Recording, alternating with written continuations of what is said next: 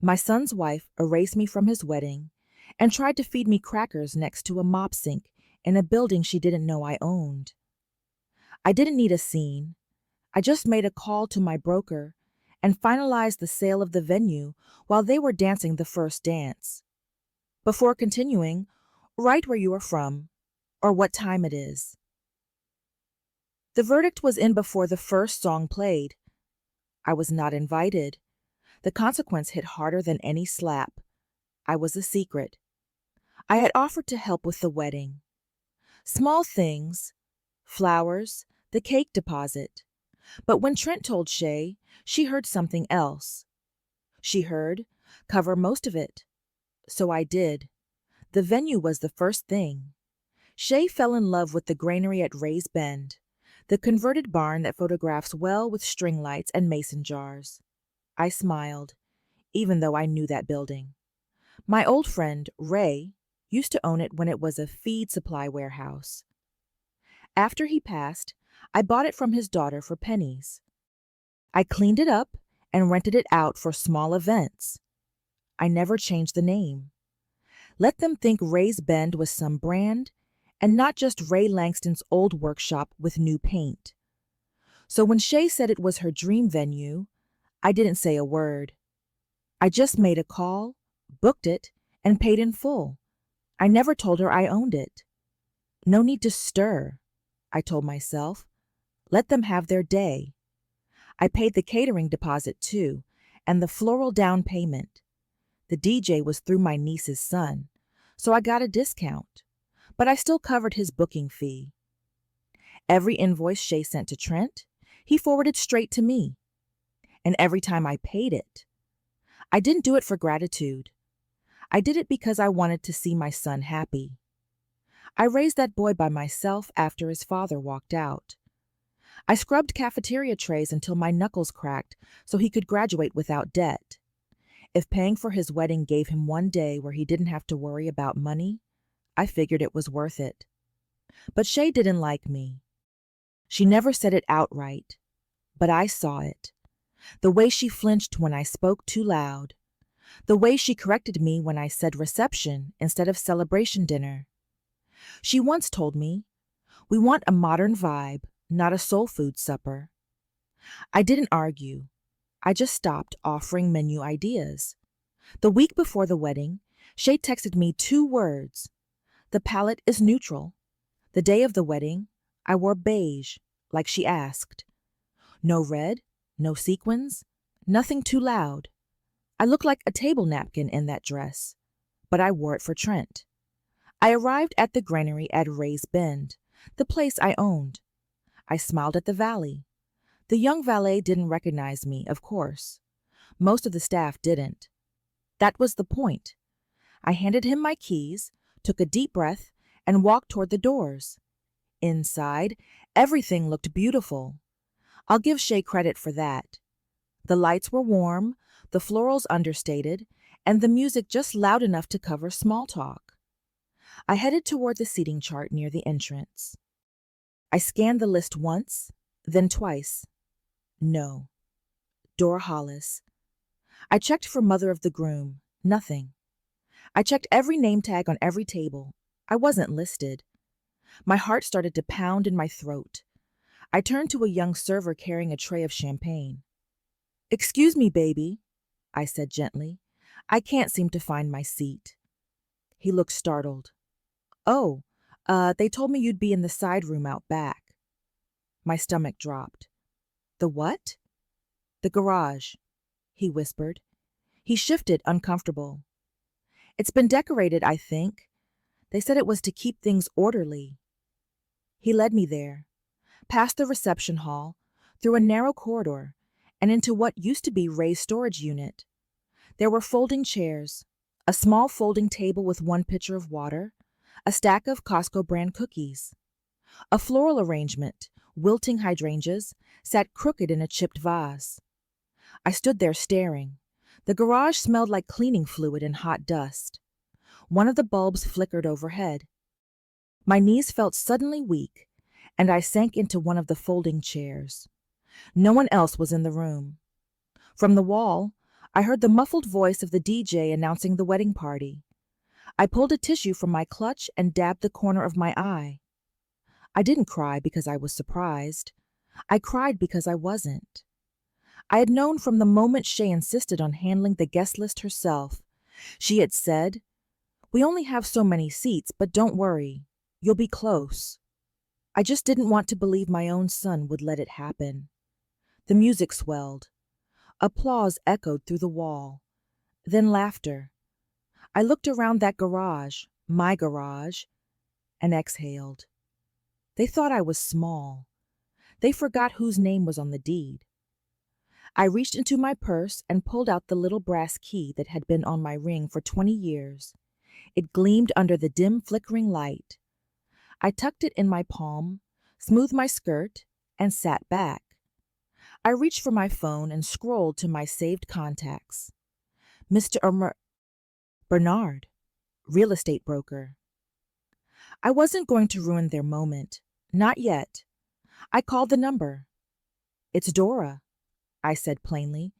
"Go ahead with the finalization." We had everything set up already. Paperwork signed, payment scheduled, buyer ready. I had agreed to delay the closing out of courtesy, but courtesy expired with that folding chair.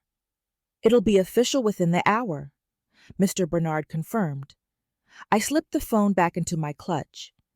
I didn't feel rage or sadness. I felt clear. Let them dance. Let them toast to forever. They were going to learn exactly who they sat next to a mop bucket. I stayed seated in that garage for the better part of an hour. The air conditioning didn't reach this room, and the dust was starting to bother my eyes. At some point, a server brought me a bottle of water and an unopened pack of crackers. He didn't speak, just set it down and walked away. I laughed to myself, quiet and bitter. That was their idea of hospitality. A woman funds half the wedding, and they feed her like a stray cat on the back porch. The music pulsed through the wall. The DJ was calling names, playing all the usual hits. I knew the order of things by heart. Introductions, then toasts, then family portraits. I'd memorized that sequence from decades of working catering jobs. I sat still, listening. It wasn't long before I heard them call out names for the formal wedding photos. "And now, let's get the family of the groom up here." I didn't move. The door creaked open behind me. Mina stepped in, looking nervous. My granddaughter, Trent's daughter from before Shay, back when he had sense. She was in her early 20s now, studying business at Covington University. Smart girl, too observant for her own good. "Grandma," she said gently. She saw the folding table and her mouth tightened. "They're taking pictures. Did you know they didn't call you?" I just looked at her. Mina winced. "Shay said it was a timing thing, that you'd get a solo shot later, but I know that's not true." I reached out and patted her hand. "Don't worry about me, baby. Let them have their pictures."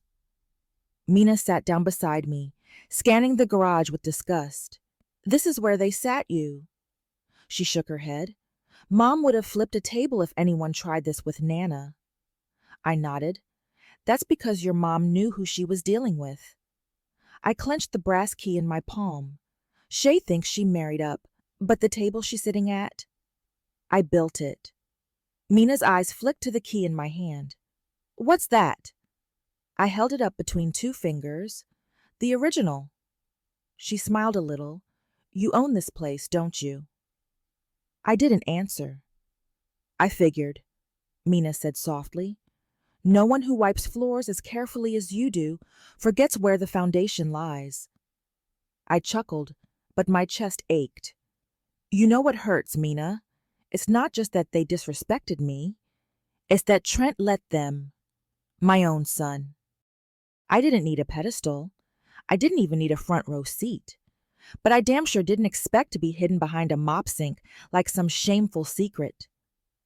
Mina's mouth tightened. "You going to do something?" I looked her square in the eye. "Not yet."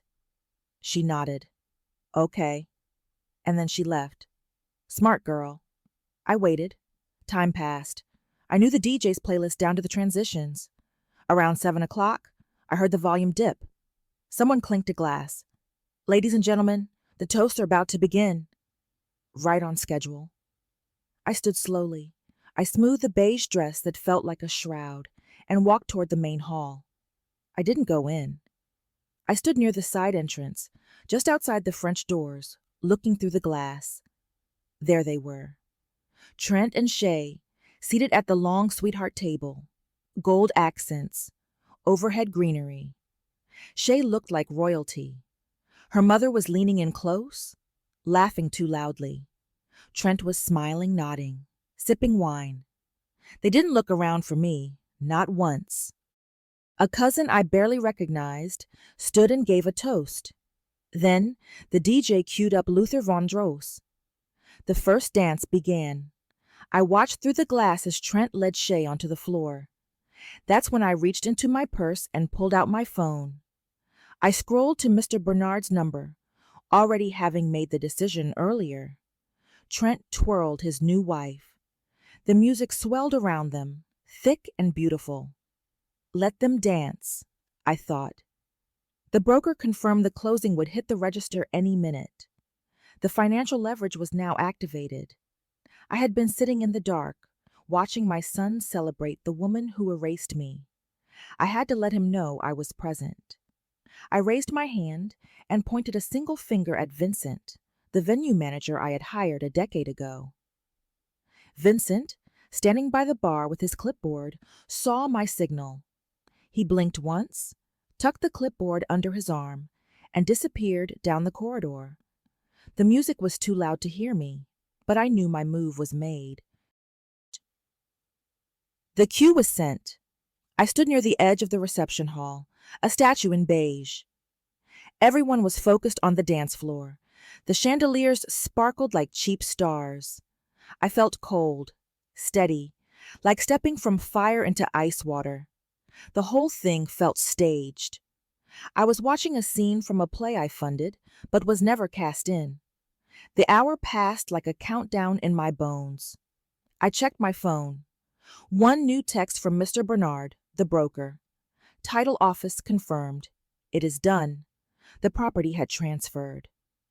I moved quietly along the edge of the room. No one noticed. They weren't looking for me. I wasn't invited to the photo line.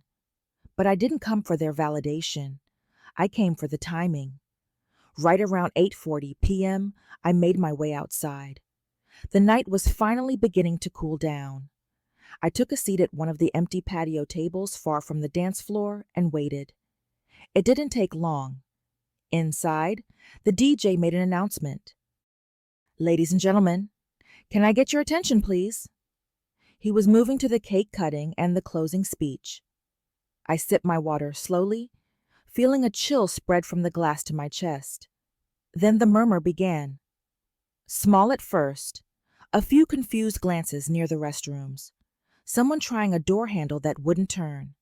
Another guest called over a server, whispering, "Why is the drink station shut down? Bathrooms locked. I think the bar's packing up." The music dipped. The DJ, suddenly uncertain, faded the track down. I saw Shay from the window. Her smile dropped just slightly, just enough. She stood up and walked toward Vincent, the venue manager, who had reappeared by the side doors. "I need to speak with you," she said. Her voice was fake calm, but sharp around the edges. Vincent smiled politely and stepped outside with her, directly into my line of sight. "I'm sorry, ma'am," Vincent said, hands folded behind his back. He spoke clearly, without flinching. "There's been a transfer. Legal turnover finalized 15 minutes ago. Property ownership has changed. We're closing down the event per clause 14B of the rental agreement." I nearly smiled at the way her expression fell apart. "What the hell are you talking about?" she snapped. "Clause 14B, Vincent repeated. "It allows immediate transfer response in case of property sale, and since the original owner sold the venue as of this evening—" Who sold it?" Vincent turned and pointed straight at me. She did. Shay spun and our eyes met. I stayed seated, one leg crossed over the other, calm as a lake in winter. Trent came rushing out behind her, confused.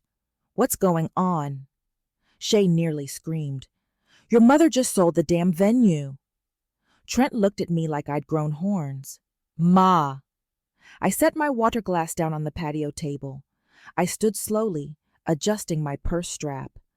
You sat me in the garage, I said evenly, behind the mop bucket in the building I've owned since 2004. The silence hit like a physical slap. Shay's mother came barreling out next, already dialing someone on her phone. Vincent calmly informed her that legal enforcement would begin shortly if the building wasn't vacated.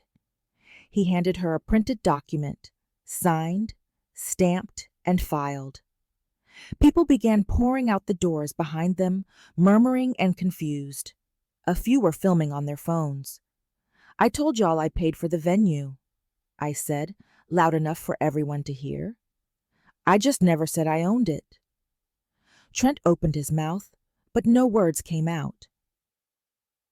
Mina was standing near the back, arms folded. Her eyes were locked on me, like I was the final piece of a puzzle that had finally made sense. The DJ speakers cut off mid-song. One of the bartenders wheeled a cart down the path, muttering about the end of his shift. Chairs were being stacked. A child started crying. Shay turned back to me, her mouth shaking. You ruined our wedding.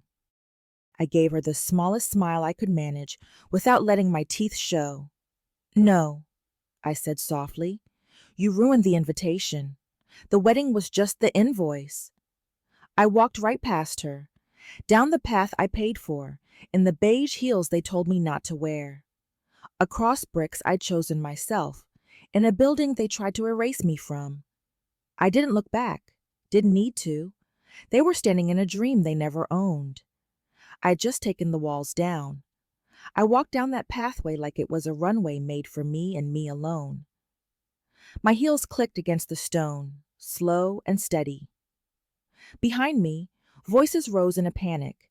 Shay yelling, Trent stammering, chairs scraping, someone knocking on a locked bathroom door like it owed them an explanation. The humid night pressed in on my skin, but I felt light. Lighter than I'd felt in years. It was like I had just unloaded the weight of being invisible, dismissed, and tolerated. All those years of biting my tongue at dinner tables I bought. All those Sunday school speeches about humility, while folks wrote me out of my own legacy, gone. Just like the access to that reception hall. As I reached the end of the gravel path, Vincent caught up to me. He was out of breath, holding a set of keys and a folder. It's done, he said. Buyer signed electronically. Deposit cleared. Title company will follow up next week. Good, I said.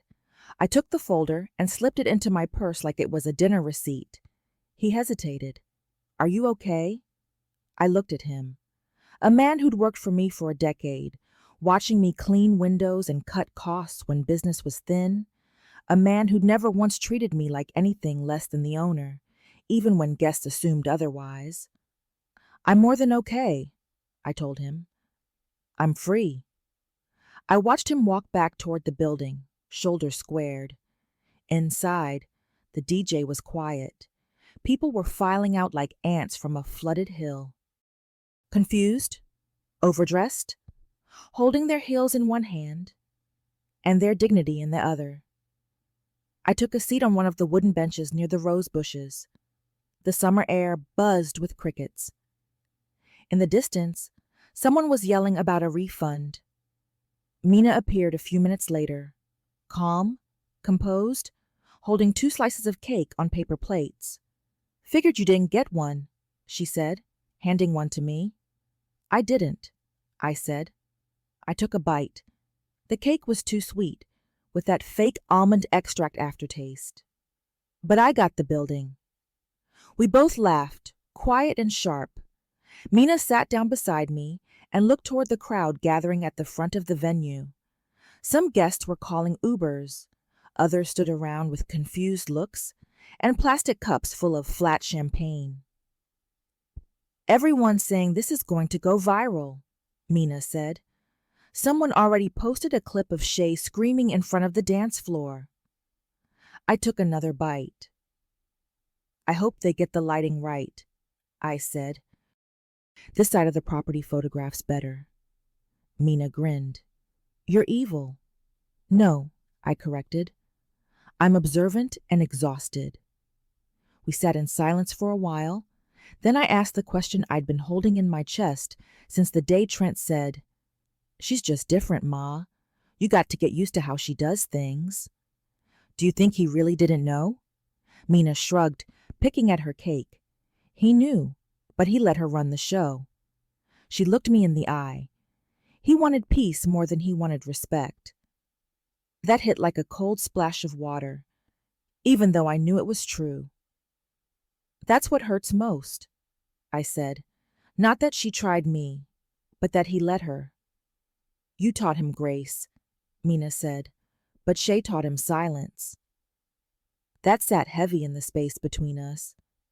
I saw Trent standing alone near the fountain, jacket off. He looked like a man who'd been spun in a dryer. He saw me but didn't come over, just stood there watching me.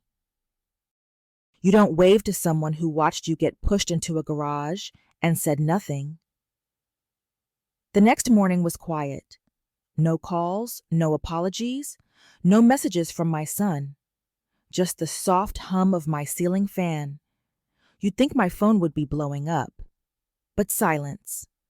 Silence is what people use when they think they can outweigh your dignity. I made myself a cup of chicory coffee and sat by the window. Sunlight cut across my living room in clean, golden lines. I'd been buried under politeness for so long that I forgot what it felt like to stand upright without explanation. For years, I thought being quiet was the same thing as being wise. But quiet never stopped people from writing you out of your own story. It just made it easier for them to pretend you weren't there to begin with. I sipped my coffee and opened my tablet.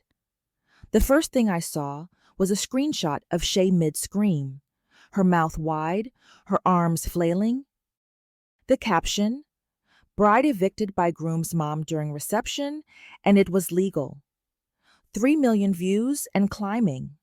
I tapped the comments. Most were strangers laughing or gasping. Some called me savage. Others called it queen behavior. But the ones that hit hardest were from women my age. One read, they think we won't do it, but they forget we already survived worse. Another, she did what every grandmother wanted to do, but never had the deed. I didn't reply. I just bookmarked the page and closed the app. Around noon, there was a knock at the door. It was Trent. He looked exhausted, suit wrinkled, tie gone, eyes bloodshot. My boy, my grown man boy.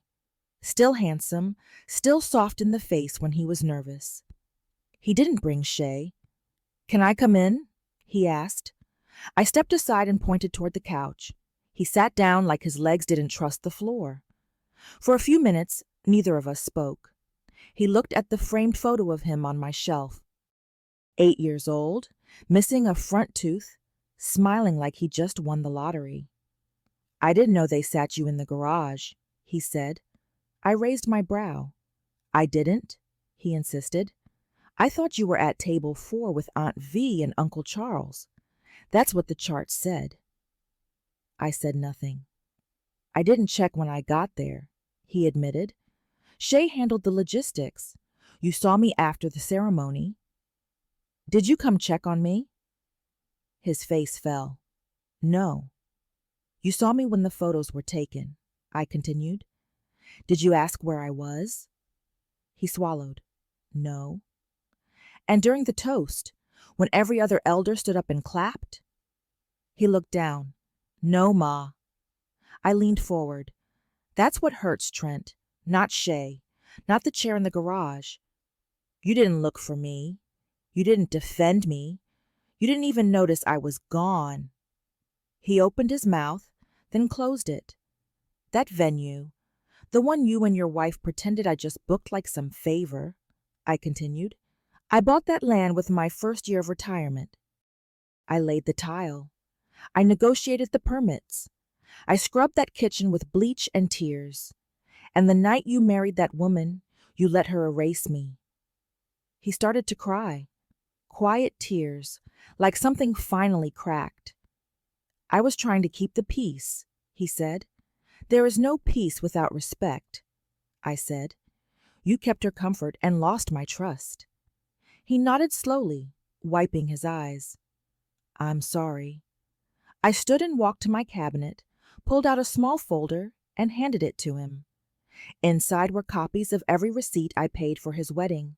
Venue, catering, florals, decorations, all in my name. I don't need reimbursement, I said, but I do want the record clear. He flipped through the papers, his hands shaking. You raised me better than this, he whispered. I did, I replied. Then I took out another envelope, this one thicker, and handed it to him. He opened it slowly. His eyes scanned the first page, then widened. You're taking me out of the will, he said. He looked up, a raw question in his bloodshot eyes. I'm not removing you, I clarified. I'm reallocating.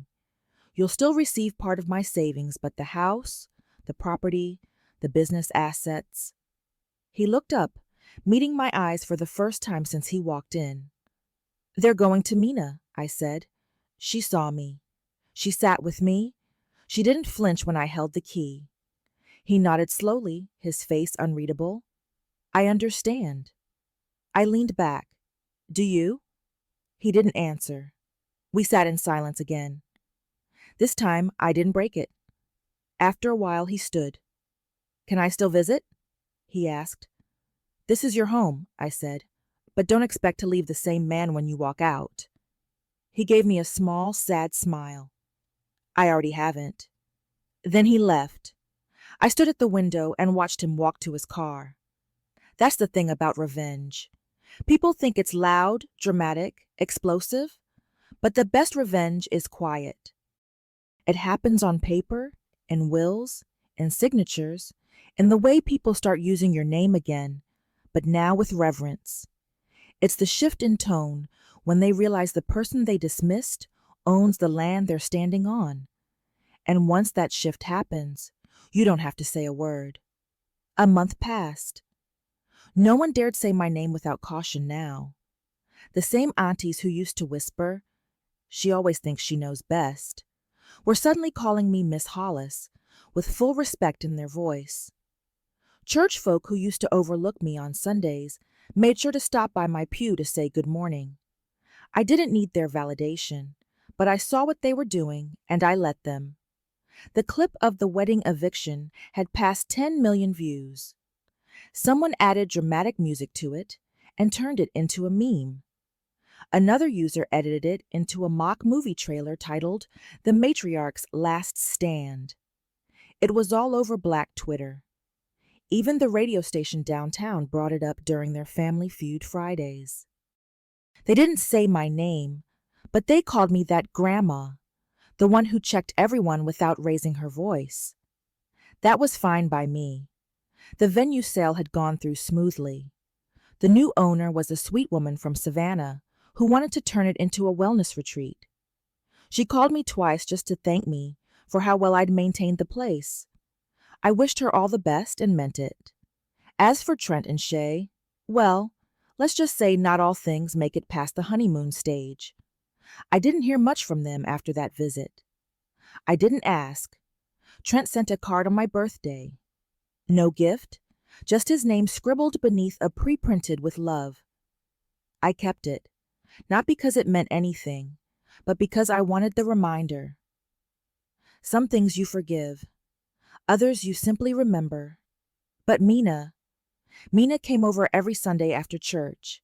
She'd bring groceries, clean out my gutters, even help me reorganize my old photo albums.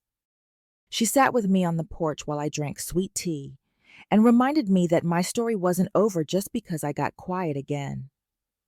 One afternoon, she pulled out her laptop. "Grandma, I've been working on something." I raised an eyebrow. "Oh." She turned the screen toward me. It was a draft for a nonprofit. A foundation, logo, and everything. The Dora Hollis Foundation for Displaced Matriarchs. "Too many women get erased from their own families," Mina said. "We can't fix them all, but we can make sure their stories aren't lost." I blinked hard. I swallowed. "You really think people would support something like that?" I asked. "Grandma," she said, her voice dropping, "you broke the internet for doing what half the world only dreams of. And you didn't just throw a fit.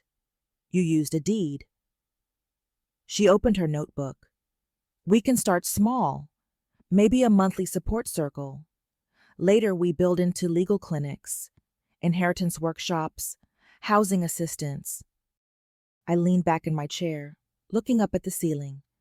I hadn't just gotten free. I had opened a door for others. I looked at Mina and then back at the laptop screen. The Dora Hollis Foundation for Displaced Matriarchs. The name itself felt like a battle won. It was the opposite of being sat behind a mop bucket. "All right," I said. "Let's do it." We filed the paperwork 2 weeks later. I donated part of the wedding reimbursement. Yes, Shay's parents finally sent me a check after the venue went viral, and their family started losing business contacts. It didn't cover everything, but it paid for our website domain, some flyers, and the first month of rent for a meeting space over on Edgewood Avenue. Our first meeting had 5 women. The next had 15. By the third month, we had over 60.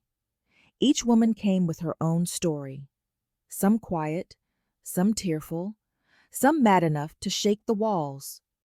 One woman said her son's wife told her not to wear perfume because it triggered her migraines.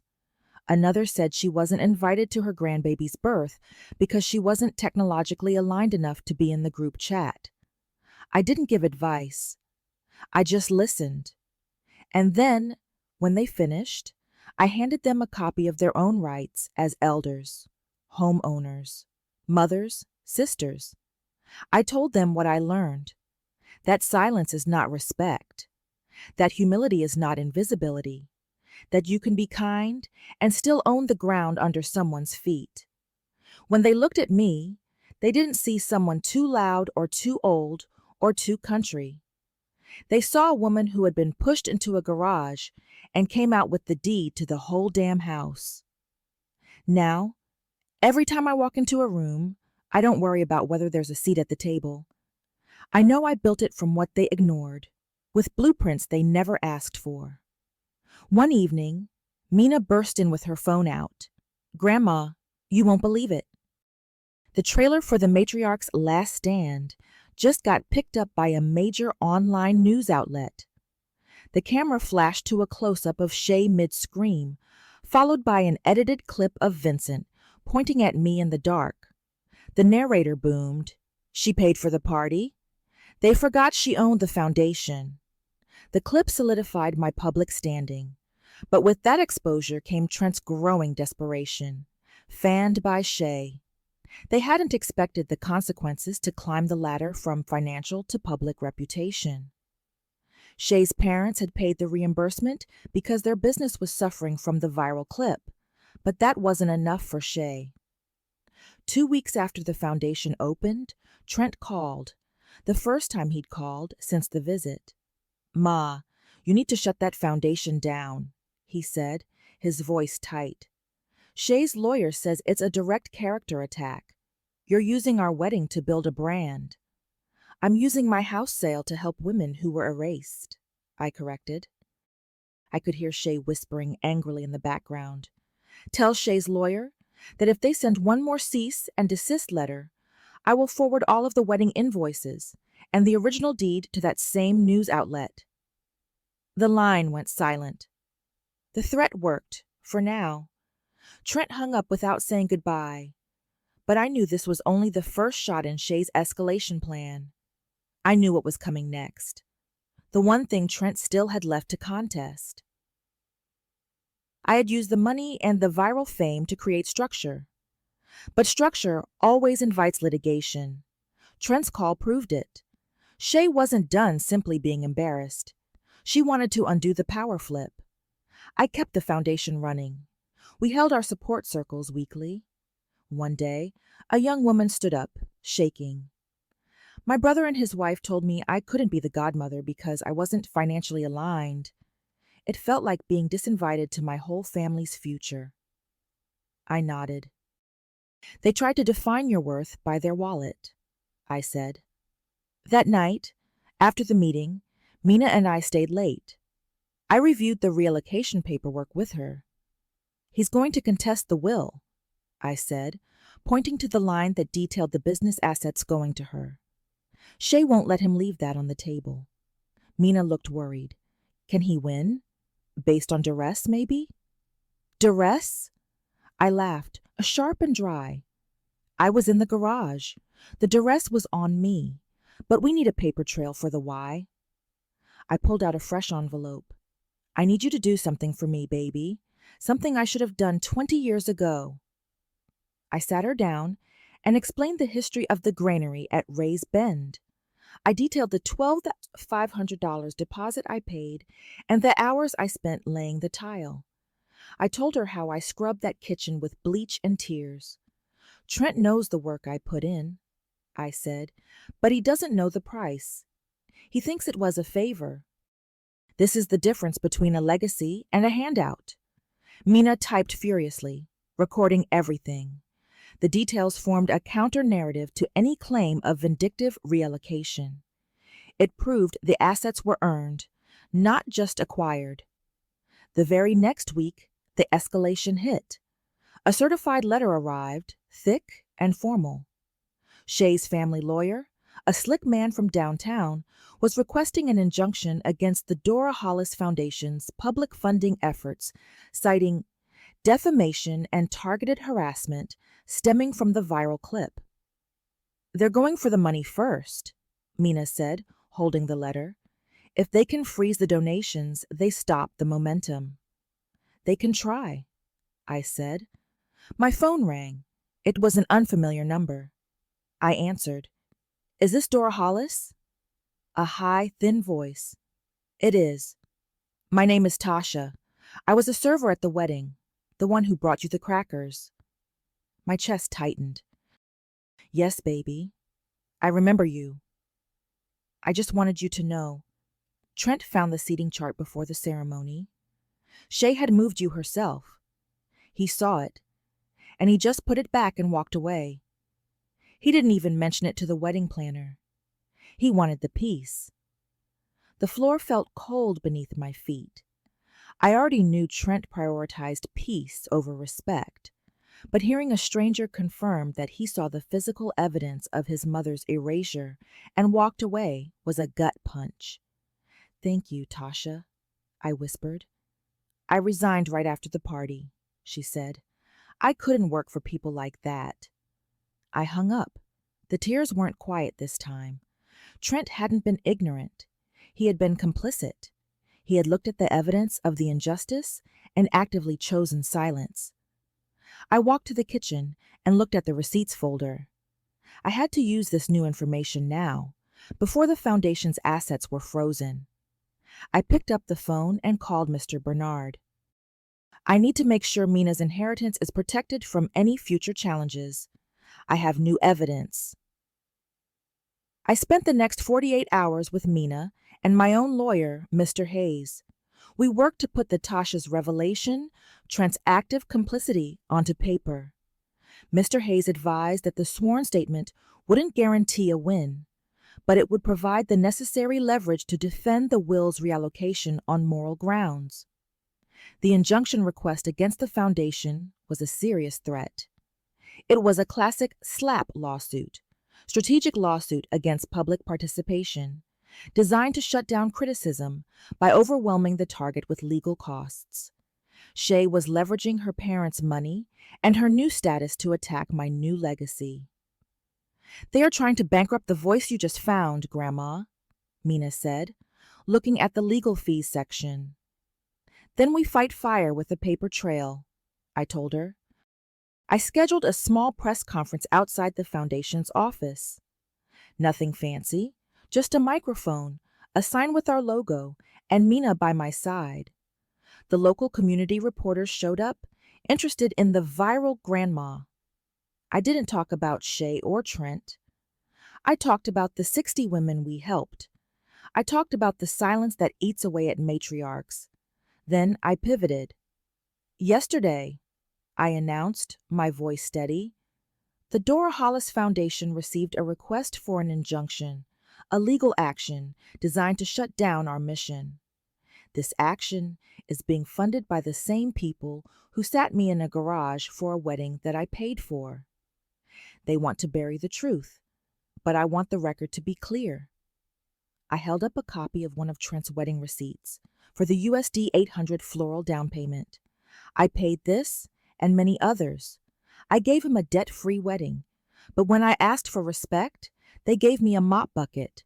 We won't be silent anymore. The reporters ate it up.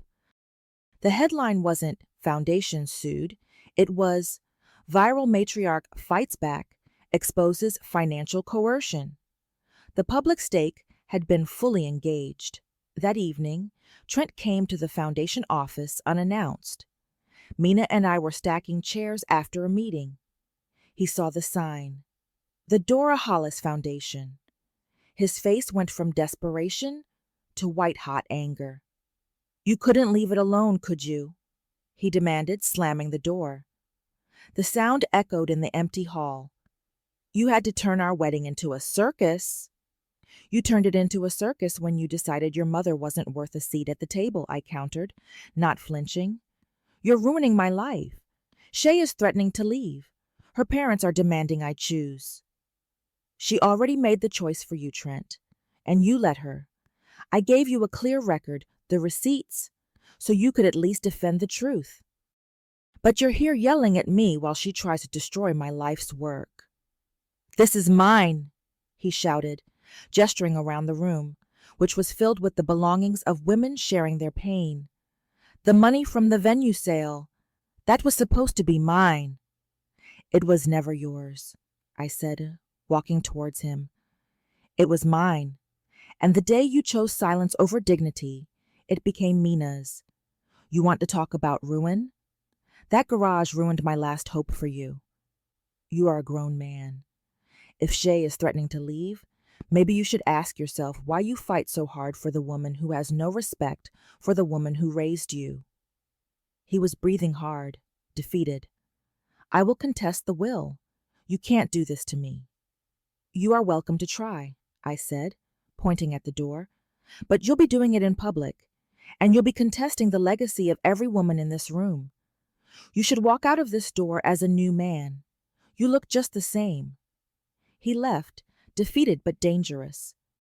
Shay's parents dropped the foundation injunction the next day, realizing they couldn't win the public fight. But I knew Trent's threat was real. He had one last move. The one on paper. Trent had threatened to contest the will, and I knew he wasn't bluffing. Shay wouldn't allow him to swallow the loss of a potential inheritance that included the value of the granary sale. The next legal attack was a direct challenge to the reallocation, arguing I was of unsound mind or acting under duress when I signed. The day the official notice arrived, Mina and I were sitting on the porch. The envelope was heavy, citing my age and the emotional turmoil of the wedding as proof of my incapacity. "They're painting you as the mad matriarch," Mina observed, folding the document. "Then we paint them as the greedy trespassers," I said. "My lawyer, Mr. Hayes, advised us to gather every piece of documented evidence showing Shay's active disrespect and Trent's knowledge of the venue's ownership. This included the floral receipt, the caterer emails I'd forwarded him, and the deed itself. The key is the original deed," Mr. Hayes explained over the phone. "The one before the sale. It shows you were the owner in good standing, making rational financial decisions to buy and sell property. which negates their unsound mind claim. I remembered the key, tucked away in my purse that night. That small piece of brass was now the anchor of my defense. We also focused on the $1,200 deposit Trent had always assumed was a favor from the venue. I had documentation proving it was the original cash down payment I used to purchase the building in the first place, years before Trent and Shay ever met. I had never needed that money back, but now it was the proof of my original investment and sound ownership. Shay tried one last public move. She did a soft focus interview with a local lifestyle blogger, painting herself as the victim of a jealous, overbearing mother-in-law who ruined a beautiful day for financial gain. She says you sold the venue for spite because she asked you to wear beige, Mina said, showing me the article. Beige is a choice, I said. Selling a building is a consequence. The hearing was scheduled quietly in the probate court. Trent arrived alone, looking smaller than ever in a cheap suit. Shay was nowhere to be seen. I watched him approach the stand. The lawyer began his line of questioning, trying to twist the narrative. Mrs. Hollis, isn't it true you were deeply upset by the seating arrangements at your son's wedding? I was disappointed, yes, I said evenly. So disappointed, in fact, that you decided mid-reception to liquidate a valuable family asset out of spite. I decided mid-reception to finalize a business transaction I had planned for a year, I corrected. I agreed to delay the closing out of courtesy to my son. Courtesy expired when I was denied a seat at the table I owned. Mr. Hayes presented the evidence, the old deed, the $1,200 purchase deposit receipt, and Tasha's sworn statement detailing Trent's complicity in the seating chart. When the judge asked Trent if he had any knowledge of his mother's ownership of the property, Trent swallowed. He couldn't lie under oath. I was aware she owned it at one point, Your Honor, but I thought she was joking about selling it. He wanted peace more than he wanted respect. He wanted to believe the inconvenience was a joke, not a consequence. That was his undoing. The judge sided with the defense, affirming the reallocation was a rational act of a sound individual, securing her assets for a chosen heir, Mina. Trent looked at me. There was no anger, only broken silence. He knew his last move had failed. He had lost the inheritance, and in the process exposed his choice to enable Shay's disrespect. He stood up and walked toward the back of the courtroom. The silence of the room was the sound of the final gavel. The weeks following the court decision brought a cleansing quiet. Trent and Shay's marriage did not make it past that final legal blow. Shay had leveraged the wedding and the expectation of my wealth, and when both vanished, there was nothing left but flat champagne and overdue bills. Trent called me once, weeks later, but not about the money. Shay left, he said simply. I know, Trent, I replied. I should have looked for you, he whispered. Yes, I agreed. I didn't offer comfort. I gave him the truth he finally asked for. This is your own cleanup, Trent. You need to do it without me. I had secured Mina's future. The foundation was booming, using the viral story as a catalyst. The money from the venue sale, the fruit of my years of quiet labor, was safe, now financing workshops and legal aid for women who felt they had nowhere else to turn. One Sunday, Mina and I were sitting in my living room, preparing a presentation for a large community grant. Grandma, Mina said, tapping the screen, I'm redesigning the logo. I want to incorporate the key. She showed me a draft, a strong stylized image of a brass key framed by two gentle, strong hands. Below it, the name, the Dora Hollis Foundation. That's beautiful, baby, I said. The key, which once represented a secret ownership and quiet power, now symbolized the opening of doors for others. The next time I walked into the foundation's meeting space, it was packed. 60 women, waiting to share and listen. I didn't worry about whether there was a seat at the table. I knew I built it.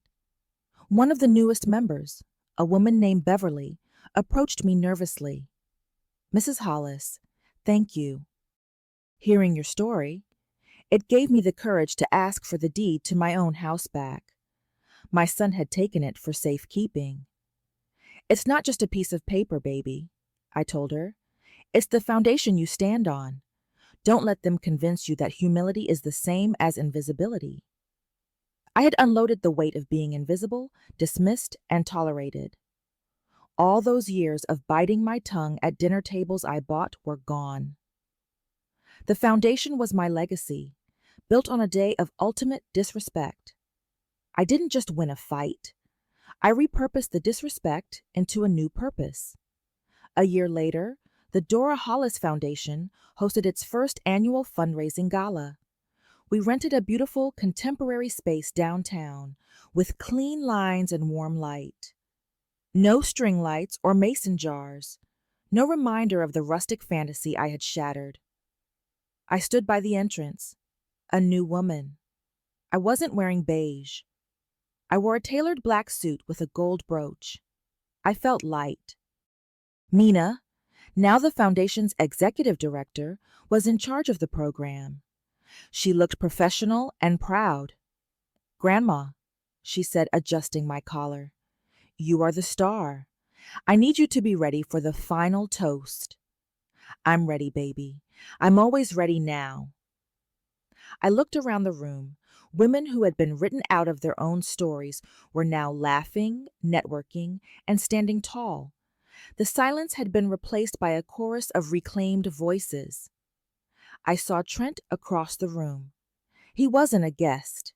He was helping the catering team, quietly setting out water glasses. He was doing his cleanup, starting with humility. He looked up, saw me, and gave a small, genuine nod. No smile, no expectation, just recognition. He had changed. He wasn't the same man who walked out of my house that day. He didn't need a pedestal, and I didn't need his front row. The distance we maintained was the respect we finally shared. Mina stepped up to the microphone. "When we started this foundation," she said, her voice ringing out, "it was built on one simple principle, that you can be kind and still own the ground under someone's feet." She talked about the viral video, which had been turned into a symbol of empowerment, not just spite. She projected the logo onto the wall, the brass key framed by hands. The founder of this foundation, Mina concluded, was told she didn't belong at the table, so she built a bigger one. I walked onto the stage, took the microphone, and looked out at the room. I saw women who were tired of being quiet. "Let them say what they want," I said, my voice strong and clear. "Let them dance where they please. Because when the music stops and the bills are due and the lights flicker, they'll remember one thing: whose house is never theirs, whose is always mine." I raised my glass. I didn't look back. The wedding was over. The fight was over. The architect had simply stepped back to admire her finished work.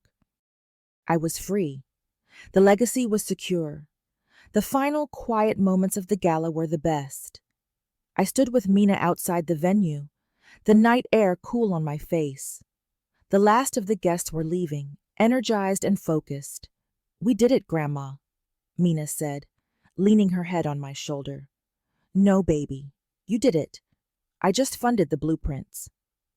The foundation was the perfect quiet revenge. Shay was a memory. Trent was finding his own way, and the building they tried to erase me from had been sold to fuel a movement. It was all on paper, and it was beautiful. I reached into my clutch and touched the smooth brass key.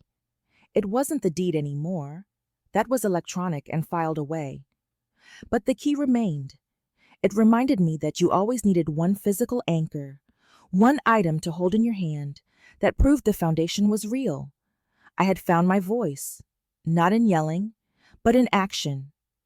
I had become the matriarch who built the table, not the one who waited for a seat. And that was a victory sweeter than any cake they could have served. If this story resonated with you, leave a like and consider subscribing. You can also drop any comment below, even just one word. Maybe tell me where you're watching from, or what time it is right now. Sometimes one word is enough to say you were here.